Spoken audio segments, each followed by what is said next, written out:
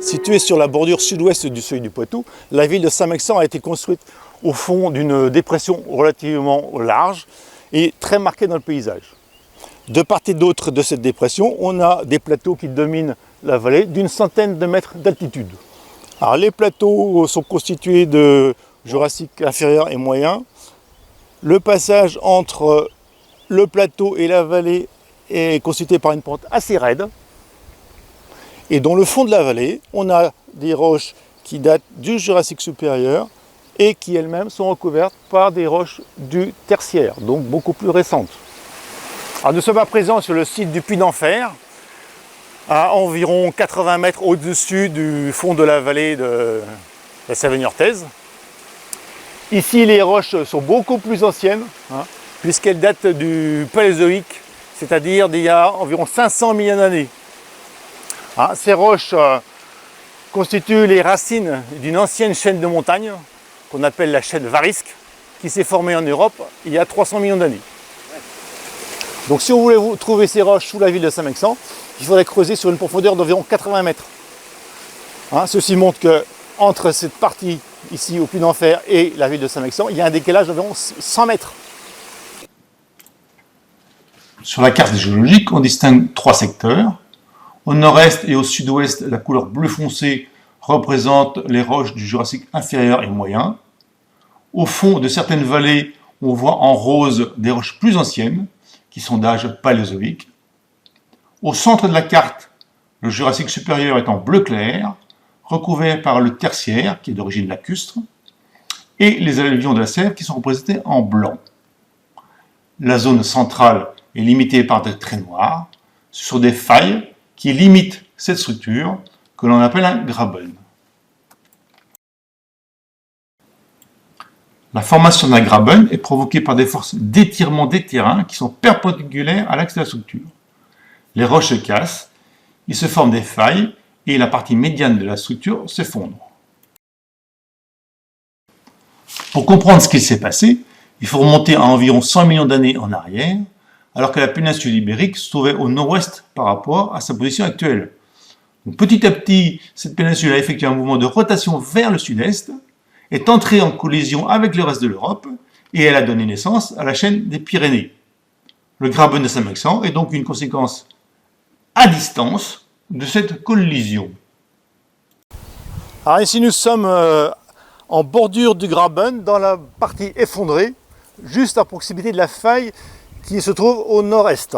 Donc on voit nettement que les couches du Jurassique plongent vers l'intérieur du graben. Ici, ces calcaires ont 160 millions d'années à peu près. Ils datent du Calovien. Alors pourquoi les roches sont-elles cassées ici plutôt qu'ailleurs? Si on prend un peu de recul, on s'aperçoit que l'une des failles reprend un accident tectonique majeur à l'échelle de l'ouest de la France. C'est une faille qui existe donc depuis plus de 300 millions d'années. Chaque année, dans la région, on enregistre de faibles séismes. Et bien, ces séismes sont en fait la conséquence de petits mouvements qui se produisent le long de ces failles. Le paysage de Saint-Mexant est bien lié à la composition et à la structure du sous-sol, c'est-à-dire à la géologie. Alors Patrick, dans cette carrière que j'exploite, et on fabrique de la chaux, peux-tu me dire de quoi est constitué ce beau front de taille? Sur ce front de taille, on voit des couches de roches qui sont parallèles les unes aux autres, à peu près horizontales. La roche en elle-même, c'est du calcaire. Compte tenu des fossiles qu'on trouve par endroits, on sait que ce calcaire il s'est formé dans la mer. Quel âge ont ces bancs calcaires? Alors ces calcaires, ils se sont formés dans un océan qui à l'époque recouvrait tout le sud-est de l'Europe, qu'on appelle la Tédis. Et donc ça s'est passé au cours d'une période qu'on appelle le Jurassique. Et en ce qui concerne cette carrière, c'est environ 170 millions d'années. Et cette hauteur de front de taille correspond à combien, si on veut l'estimer? On ne sait pas exactement quelle est la durée que le dépôt de ces calcaires a pris, mais on peut estimer que ça s'est passé sur une petite dizaine de millions d'années, voire un peu moins. Patrick, dans cette carrière, on trouve ce genre de fossiles que les groupes paléontologiques découvrent. Peux-tu m'en dire un peu plus sur celui-ci et celui-ci? Alors ça, c'est ce qu'on appelle une ammonite. Hein, c'est un moulage de l'intérieur d'une coquille d'un animal qui est de la famille du nautile qu'on rencontre actuellement dans le sud-est du Pacifique. C'est donc ce qu'on appelle un céphalopode, de la famille des seiches par exemple. Hein. Donc des animaux qui nageaient dans la mer. On appelle ça des animaux pélagiques. Et celui-ci? Et ça, c'est une sorte d'escargot. Hein. Son nom scientifique, c'est Pleurotomaria. Donc, à la différence de l'ammonite, eh bien là, l'animal, forcément, il rampait sur le fond de la mer. Est-ce qu'on les trouve ensemble, par exemple, ou différemment? Quel âge ils ont? Alors, on peut très bien les trouver ensemble. Hein. Il y a des niveaux très particuliers où ils sont particulièrement nombreux. Il y a à la base, par exemple. Hein, tout à fait, à la base de la carrière, là, il y a un niveau très très fossilifère. Il y en a un autre qui se trouve à 3 mètres à peu près au-dessus de nos têtes. Et puis encore un autre, on voit quelques fragments d'ammonite là-haut, 6 mètres de hauteur environ. Donc il y a des zones très riches, et est-ce qu'il y a des zones pauvres? Ah, il y a tout à fait des Dans les zones calcaires. pauvres. Hein, par exemple, devant nous, on ne voit pas la trace d'un fossile, enfin au moins à l'œil nu. Si on regardait au microscope, on verrait des fragments de fossiles. Et ces zones plus ou moins riches, comment tu expliques la pauvreté ou la richesse Alors, on explique la richesse de certains niveaux par ce qu'on appelle un ralentissement de la sédimentation. C'est-à-dire qu'il y a peu de sédiments qui se déposent, mais en même temps, la vie continue, donc il y a énormément d'organismes qui s'accumulent. Voilà. D'accord.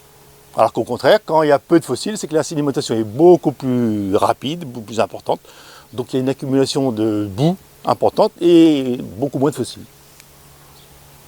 Donc voici le four à chaud de Nanteuil, dans lequel on fait cuire de la pierre calcaire. Cette pierre calcaire est dynamitée, broyée, concassée. Et ensuite on fait cuire la pierre grosse comme 2 fois le poing. Cette pierre va cuire pendant 48 heures. Et ensuite on va récupérer la chaux en bas de four. On va la broyer, on va l'ensacher en sac de 25 kg, de 500 kg. Et en vrac.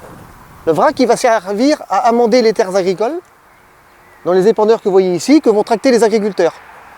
Et en sac de 25 kg qui sont destinés pour les particuliers, pour les jardins, et les sacs de 500 kg qui sont destinés à la désinfection des bâtiments agricoles.